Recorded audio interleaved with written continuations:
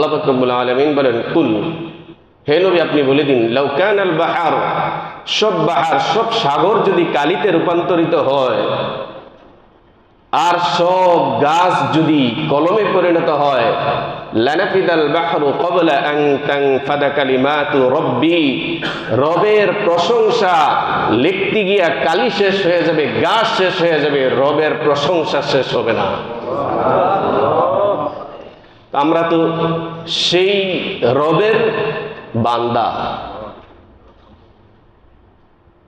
আমরা কত বড় ভাগ্যবান, আমাদের রব, আমাদের অভিভাবক এত শক্তিশালী। আর সেই রব আমাদেরকে ইসলাহ করার জন্য, মানুষদেরকে দ্বীনের পথে আনার জন্য আমাদের নবীর মতো মুরব্বী পাঠিয়েছেন।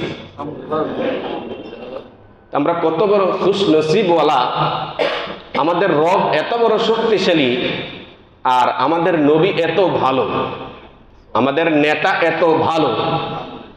দুনিয়াতে কারা পাবে এত উন্নত মানের চরিত্রওয়ালা নেতা, এত আদর্শবান নেতা? দুনিয়াতে আর একটাও আছে? তো সেই নেতার, সেই আদর্শবান লোকের, যার চরিত্রের স্বীকৃতি আমার আল্লাহ কোরআনুল কারীমে দিয়েছেন, ওয়া ইন্নাকা লাআলা খুলুকিন আযীম। আমার আল্লাহ বলেন, হে নবী আপনি মহান চরিত্রের উপর প্রতিষ্ঠিত।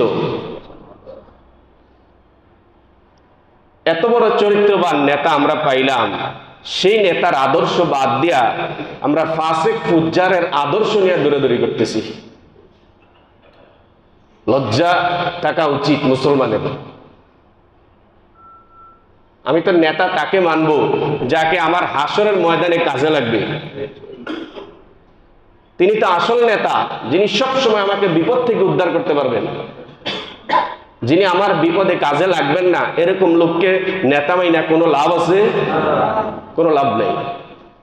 আমার নবীকে যারা নেতা মানবে তাদের দুনিয়াতেও কামিয়াব, তারা পরকালেও কামিয়াব।